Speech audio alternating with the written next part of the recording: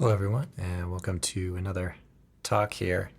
I'm going to talk about augmented triads as kind of an approach to understanding some of the relative minor and major triads. So it's almost kind of like a neat trick or something. I picked this up from watching some talks by Pat Martino, and I've talked a little bit about it on the channel, but I thought I'd kind of go over it here a little bit too. So, kind of an interesting phenomenon, I guess you might say. One thing that's interesting about augmented triads, aside from just the sound of them, is that they don't come up in any of the major scale type. You can't find an augmented triad in any of that. You have major triads, minor triads, and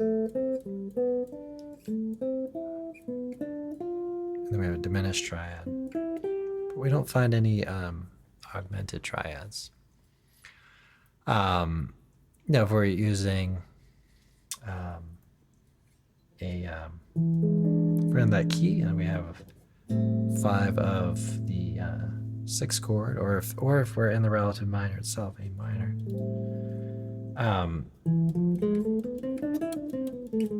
Then we might use Phrygian dominant,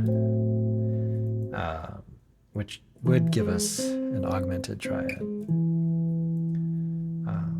Also melodic minor and harmonic minor, melodic minor, and harmonic major. The augmented triad does come up in those scales. So thought we'd talk a little bit about this and kind of discover this kind of neat trick to. It's almost like a wormhole or something. It's like a way to find relative major and minor, very easily, just starting with an augmented triad. So I haven't done the whiteboard in quite a while, but I'm going to do it today. And I am recording this for podcast, so I'm going to keep it accessible for audio only as well. But we'll write a little bit on some guitar necks here. And so I'm starting with the C augmented triad here. Okay, I'm on strings 1, 2, and 3. 4th position here, so string 1, string 2, and string 3. It's got this augmented triad. So let's start with the top note. I think in my example I start with the middle note there, but let's start with the top note. Okay. So if we let this note, the highest note, and we take it and replace it with a note that's a half step lower, okay, then we get the major. We get a major triad. Okay. So what we've done there is taken that first finger, I'm just moving it down 1 fret, and I've got the third fret there. Okay, so there we have C major. So let's say we want to find the relative minor of C. Let's go back to our augmented triad. And then we'll bump that high note up a half step. Okay, and we get the first inversion of A minor. Right? And we get a couple of kind of overlapping notes there. So a couple notes in common, right? So we never changed C or E, but we played C, E, G sharp with the augmented shape. We played C, E, G, got C major triad, and we did C, E, and A.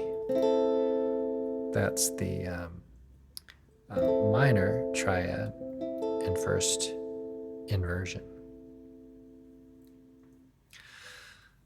So, I mean, I think it would be kind of pretty cool if it just led you to kind of a random major and minor, but it's kind of, I think, even more interesting, I guess, that you get the relative minor, the relative major in this case, right? So we get C major and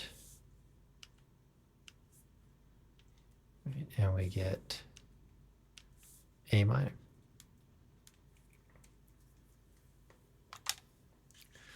So let's take this and kind of expand on it. So so I'm using green for these colors are totally random. I'm using green for this C augmented triad. Now the augmented triad, as you might know, is symmetrical, right? So all the inversions of it are the same, follow the same intervals, major thirds.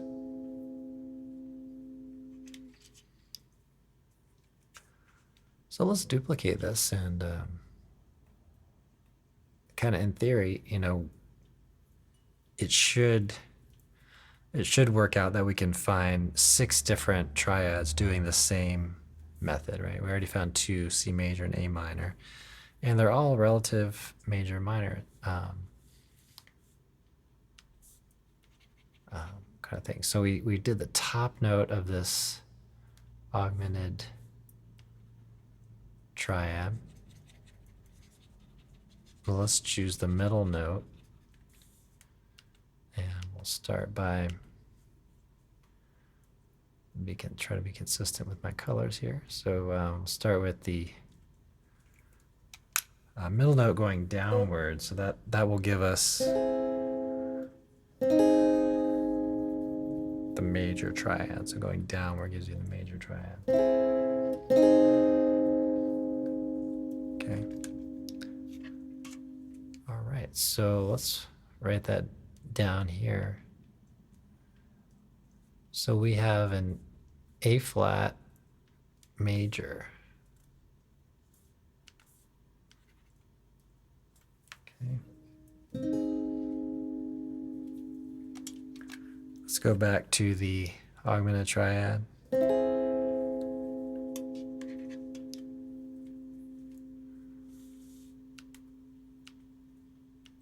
And then we're going to send that one up to, oh, you know what, am I being consistent with my colors? Yes, I am. Okay, good. All right, so here we see that we get an F minor triad when we take that middle note up. So we're here on the C augmented. Again, take that middle tone, note on the second string, move it up, we get F minor. So there's a relationship between A flat and F minor.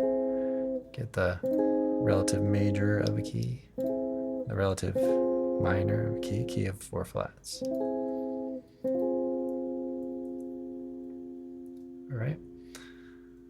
all out of this augmented triad here. And of course, you could do this with different string combinations. So I'd recommend kind of doing that. But in this talk, we're just gonna go over just this one example, I think, but could really take it further and go over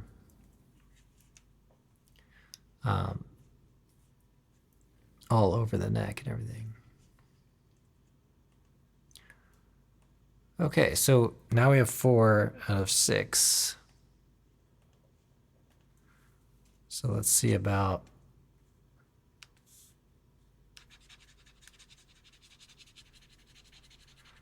playing with the lowest tone of the 3.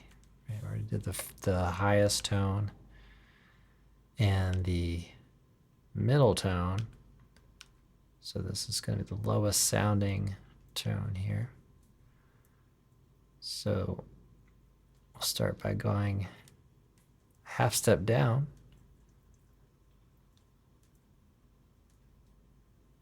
Okay, we're going to get this E major triad.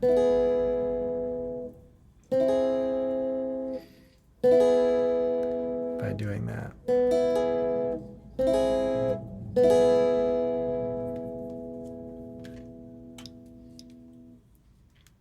All right, so we found the E major triad.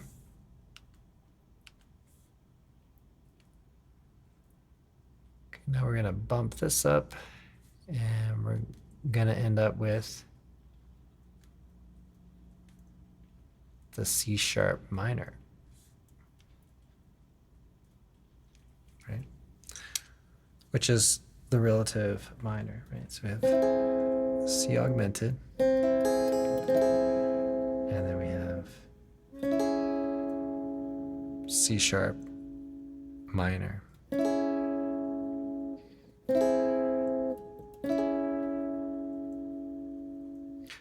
All right, so it's a really kind of fun way to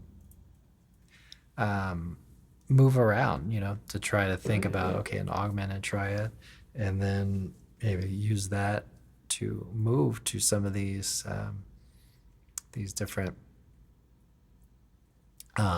tonal centers, right? So we had the key of no sharps, no flats, the key of 4 flats, and the key of 4 sharps, right? So we're really, if you had 3 things and you wanted to get them, or 3 tonal centers and you wanted to get them as far apart from one another as possible, then that's kind of what you'd do, right? Right. So if we look at, E major, look at the roots of each one of those, that's going to form an augmented triad in and of itself. So we looked at C, looked at A flat, and E, right? So even that forms, the major, the augmented triad, right, that we're talking about. Let's look at the minor. So we had to start out with A minor, C sharp minor, and F minor. Okay, so that has its own augmented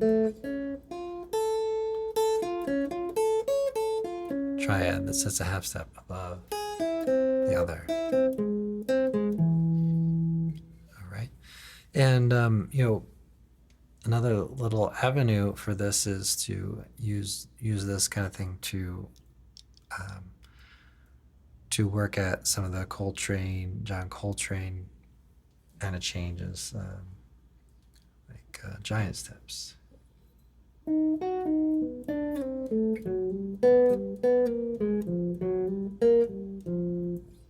Right, so giant steps got B, D7 to G, to So into E flat, right? Those tonal centers are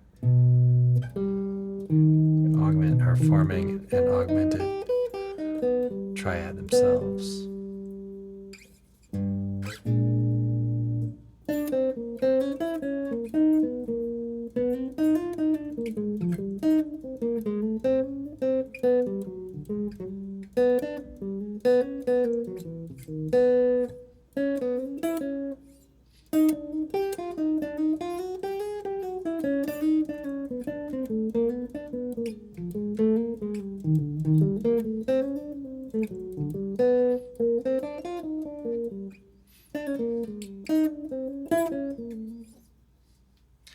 So that may help too with kind of working through some of those challenging changes where the key centers change in ways that a lot of songs don't necessarily change for that. So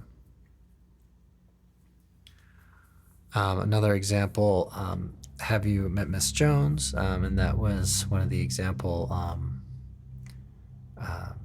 tunes from the George Garzone talks that we did. So those also follow, at least the bridge follows that that kind of pattern.